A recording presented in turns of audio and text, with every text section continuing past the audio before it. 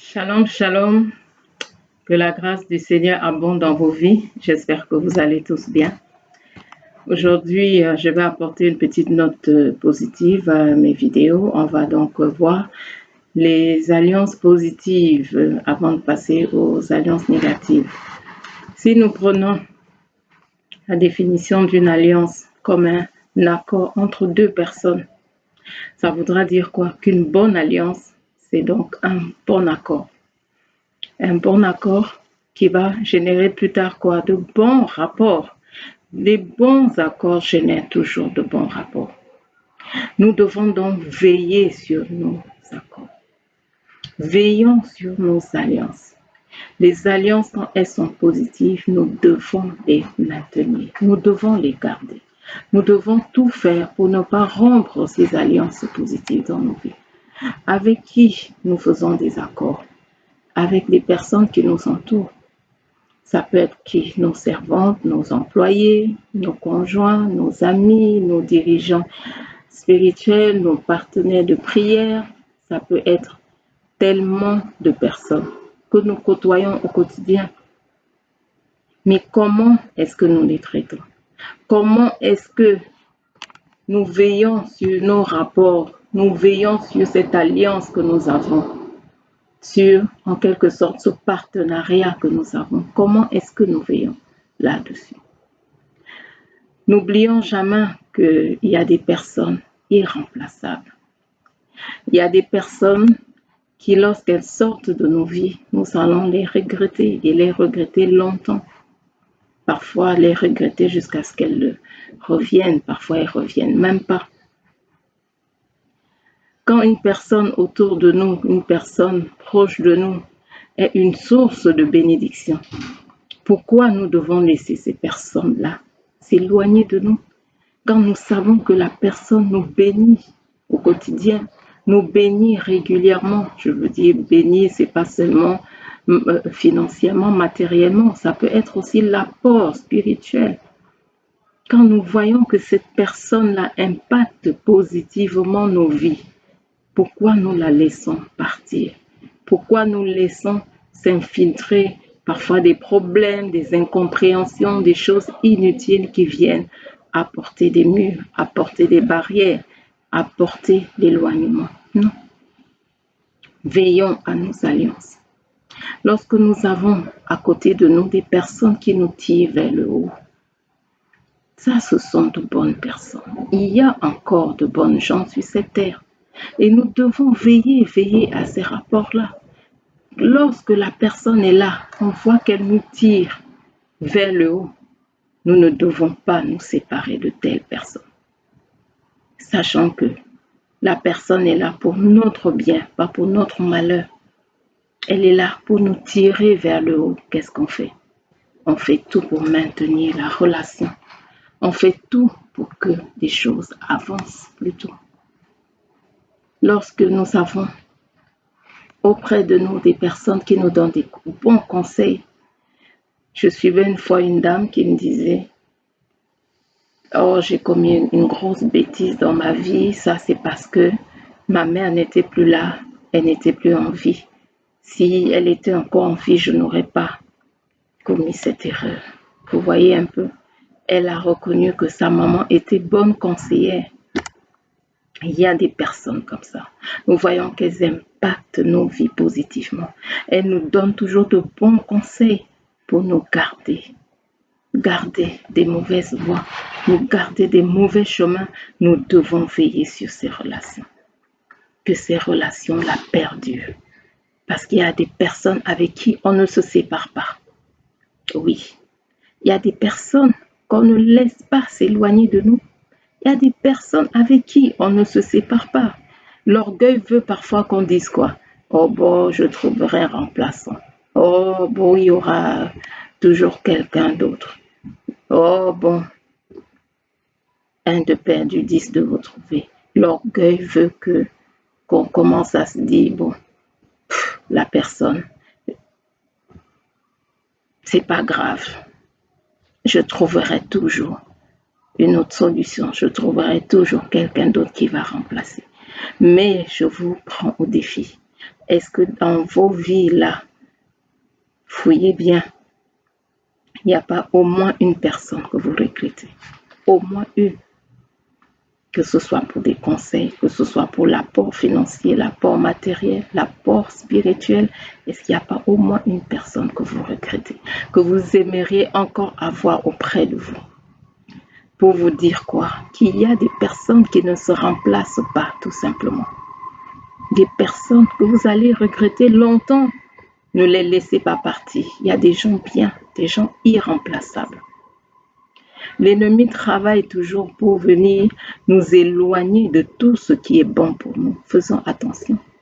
L'ennemi vient pour parfois nous éloigner des personnes qui impactent positivement nos vies. Faisons attention à cela. Faisons attention. Je me souviens d'un pasteur qui témoignait, qui disait qu'une dame l'avait appelé un matin et qui disait: oh pasteur, nous avons passé de temps merveilleux dans la délivrance, et dès que je suis rentrée chez moi, je ne sais pas ce qui m'a pris, une violente colère, et j'ai déchiré tous vos livres que j'avais achetés, j'ai tout déchiré et j'ai décidé de ne plus vous voir, de ne plus vous appeler, de ne plus être en contact avec vous. Et c'est quand j'ai retrouvé mes esprits que je me suis dit: ben, qu'est-ce que je suis en train de faire? Vous voyez un peu. Cette dame, elle, qu'est-ce qu'elle a fait? Elle a dû racheter ces livres-là. Elle a dû entrer de nouveau en contact avec le pasteur. Mais en attendant, pourquoi cette vaine colère? Il y a l'ennemi qui vient pour toujours essayer de nous éloigner de tout ce qui est bon pour nous. Nous éloigner des bonnes personnes. Quand vous voyez quelqu'un se lever, insulter son patron et s'en aller. Quelqu'un qui sait qu'il a besoin de son patron pour son salaire à la fin du mois. Quelqu'un qui sait que là, il a une famille à nourrir. Quelqu'un qui sait que sans ce travail-là, pour l'instant, il est foutu. En attendant là qu'il trouve un autre boulot. Mais il insulte son patron, il s'en va. Vous pensez que ça, c'est naturel? L'ennemi est là pour faire en sorte que les gens s'éloignent de leur source de bénédiction, malheureusement. Des femmes qui se lèvent, qui insultent leur mari, qui partent, et c'est des années après qu'elles se disent: qu'est-ce que j'ai fait? Ou des maris qui se lèvent, insultent leur femme, chassent la femme de la maison, puis quelque temps après, ben, qu'est-ce que j'ai fait là? C'est là qu'ils se rendent compte que ben, j'ai commis la plus grosse gaffe de ma vie, je n'aurais pas dû. Ben, j'en ai vu qui après ça ont multiplié des femmes, ont multiplié des femmes, ont multiplié, mais non, ne sont jamais tombés sur celles qu'ils ont laissées partir en premier. Il y a des gens irremplaçables. Il y a des personnes même qui, au soir de leur vie, vous les entendez confesser: oh, j'aurais dû garder ma femme. Oh, j'aurais dû rester avec mon mari jusqu'au bout. Oh, j'aurais dû garder mon travail. J'aurais dû continuer à supporter mon patron. Oh, j'aurais dû. Il y a des personnes irremplaçables. Faisons attention. Faisons attention.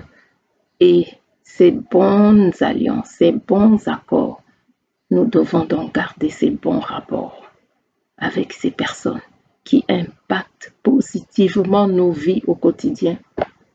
Quand nous lisons la parole de Dieu, vous avez les références en Genèse 39.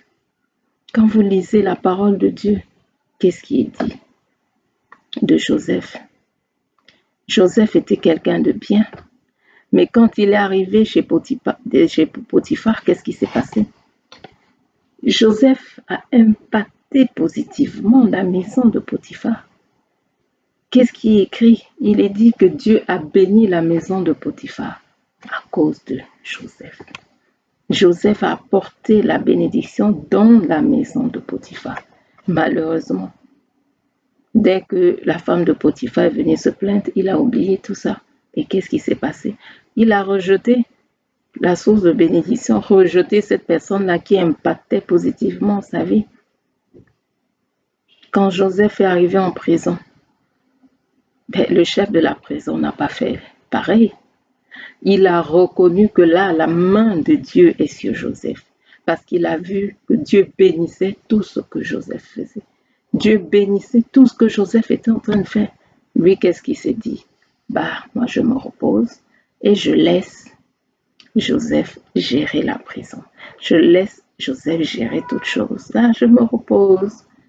Voilà quelqu'un qui impacte positivement ta vie. Bon, laisse-le faire son travail. Il est doué pour ça. La main de Dieu est sur lui pour ça. Là, le chef de prison a reconnu que la main de Dieu était sur Joseph. Et a juste dit, bon, vas-y, occupe-toi de tout. Moi, je te laisse tout. Gère toute la prison. Et il ne faisait plus rien. C'est Joseph qui gérait maintenant tout. Vous voyez un peu? Nous devons reconnaître que la main de Dieu est sur certaines personnes et agir en conséquence. Le chef de la prison n'a pas agi avec orgueil pour se dire, bon, lui c'est qui? En plus c'est un prisonnier. Qu'il reste à sa place et moi je vais continuer à travailler, je vais continuer à gérer la prison. Non. Il a reconnu que tiens, celui-ci a des talents, celui-ci est doué, celui-ci a des dons, celui-ci a la main de Dieu sur lui. Tout ce qui touche est béni, partout où il passe c'est béni, donc je veux en profiter. Donc, il en a profité. Pour Joseph, j'ai la prison, pendant ce temps, moi je suis là, j'observe, je ne fais plus rien. Est-ce qu'il ne l'a pas déchargé donc? C'est Joseph maintenant qui faisait tout. Nous devons reconnaître parfois avec humilité que là, la main de Dieu est sur telle personne et en profiter. Et laisser que cette personne-là impacte positivement nos vies. Nous savons aussi l'exemple de David. David était suivi, la Bible nous dit, par des vauriens. Il était suivi par des vauriens, mais ces vauriens ont fini comment? En héros. Des vauriens qui ont fini en héros. Des vauriens qui ont fini en héros, pourquoi? Parce qu'ils étaient au contact d'un homme oint. Ils étaient au contact d'un homme béni. Ils étaient au contact d'un homme qui avait la main de Dieu sur lui. C'est ça qui a fait la différence. Il serait resté vaurien si David était vaurien. Mais ils sont passés de vaurien à héros. Parce que David était roi. Parce que David avait la main de Dieu sur lui. La Bible nous dit dans 1 Samuel 18, 14, nous dit quoi? Que Dieu était avec David. Dieu bénissait tout ce que David faisait. Tout ce que David entreprenait, Dieu bénissait. On dit bien tout. Pas une moitié. Pas certaines choses. Mais tout ce que David entreprenait, Dieu bénissait. Donc, la main de Dieu était sur David. Et ces vauriens-là ont vu que celui-ci est roi. Celui-ci a la main de Dieu sur lui. Nous savons que si nous sommes à ses côtés, nous ne serons plus les mêmes. Nous savons que si nous sommes à ses côtés, nous allons changer. Et changer positivement. Et c'est ce qu'ils ont fait. Ils sont donc passés de vauriens à héros. Alléluia. Alléluia. Le Seigneur est merveilleux. Nous devons reconnaître l'onction sur ceux qui sont autour de nous. Reconnaître la main de Dieu sur ceux qui sont autour de nous. Reconnaître la main de Dieu sur ceux avec qui nous sommes régulièrement et agir en conséquence. Garder de telles relations, garder de tels rapports. Quand nous lisons la Bible, il y a un exemple pathétique. Quand nous voyons l'exemple de Paul et Barnabas.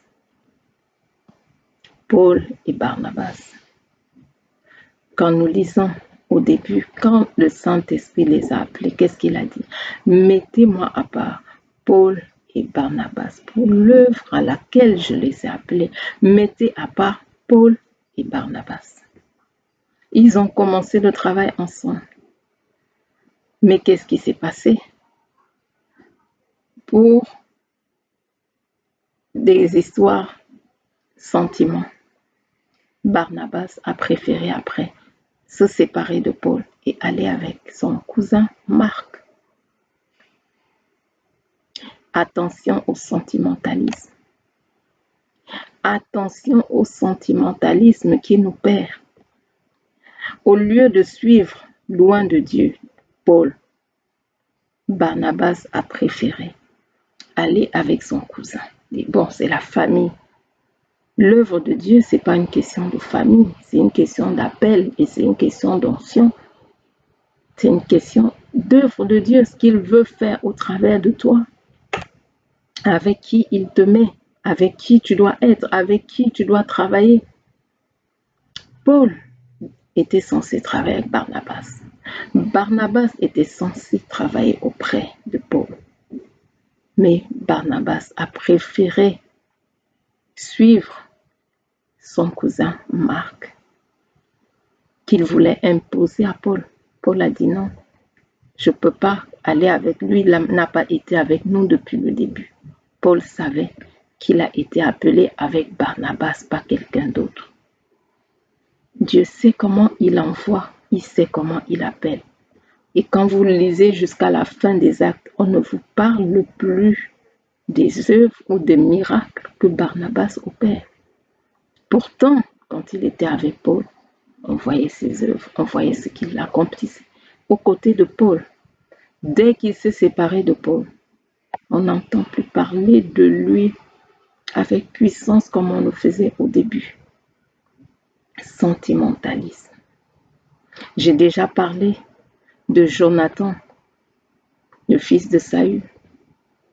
Jonathan qui savait qu'il devait être numéro 2, qui devait être auprès de David et non auprès de son père Saül. Mais les sentiments,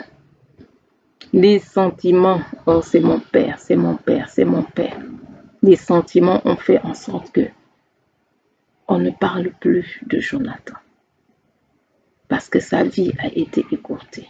Jonathan, par sentimentalisme, a préféré suivre son père. Il y a des relations qu'on ne lâche pas comme ça. Jonathan devait continuer avec David. Jonathan aurait dû fuir avec David. Jonathan aurait dû partir avec son ami David. Et on aurait parlé de lui. Il serait revenu en triomphateur, comme numéro 2 d'Israël, avec David en tête. Mais Jonathan, par sentimentalisme, a préféré marcher aux côtés de son père. On connaît la suite, malheureusement. Les bons accords doivent générer de bons rapports. Veillons sur ces alliances positives, les accords positifs, ces rapports positifs que nous avons avec des personnes. Ne laissons pas l'ennemi ou la chair venir du jour au lendemain casser nos relations, venir du jour au lendemain apporter la froideur, du jour au lendemain apporter le statu quo, du jour au lendemain apporter toutes sortes de problèmes. Pourquoi? Parce que il faut la séparation. Il ne faut plus que tel ou tel soit béni. Il ne faut plus que tel ou tel reçoive de source d'eau. Non, il y a des gens qu'on ne remplace pas. Jonathan aurait pu dire, bon, David, c'est pas grave qu'il parte. Bon, peut-être Dieu va changer David, va mettre Saül. Dieu avait déjà parlé. Dieu avait déjà dit, après Saül, ce serait David. Et c'était à lui de marcher selon les flots du Saint-Esprit. Barnabas aurait dû écouter, savoir que là, il a l'onction de Dieu sur lui quand il suit Paul, pas ailleurs. Pas ailleurs, l'onction est sur lui quand il marche avec Paul, pas ailleurs. Les vauriens auprès de David ont compris cela, que nous devons rester aux côtés de cet homme roi. Et l'onction va également impacter nos vies. L'onction les a touchés. Et regardez ces vaillants héros qui suivaient David. Regardez ces vaillants héros qui marchaient aux côtés de David. Les exploits qu'ils accomplissaient. Regardez ces vaillants héros. pourtant vaut rien au départ. J'espère que je vous ai donné sujet, réflexion, et que nous allons, par la grâce de Dieu, repartir en arrière s'il le faut. Sondons nos vies. S'il y a des personnes qui nous ont impactés positivement et avec qui nous sommes séparés, et pas bien, repartons humblement vers ces personnes. Cherchons leur contact, écrivons-leur, renouons le contact. Il y a des personnes avec qui on ne se sépare pas. Il y a des personnes irremplaçables. Celles qui, pour vous, au fond de vous là, c'était une bonne relation. Moi, je parle des bonnes relations, pas des relations impures, pas des relations que Dieu n'agrée pas. C'est pas de ça que je parle.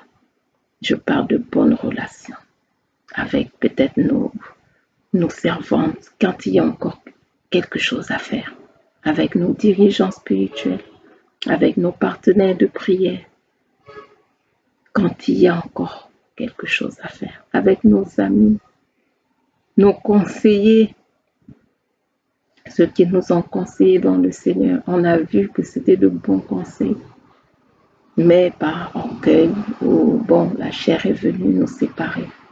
Si on peut encore faire quelque chose, repartons, cherchons leur contact. S'il y a des gens irremplaçables. Que Dieu vous bénisse et à une très prochaine vidéo.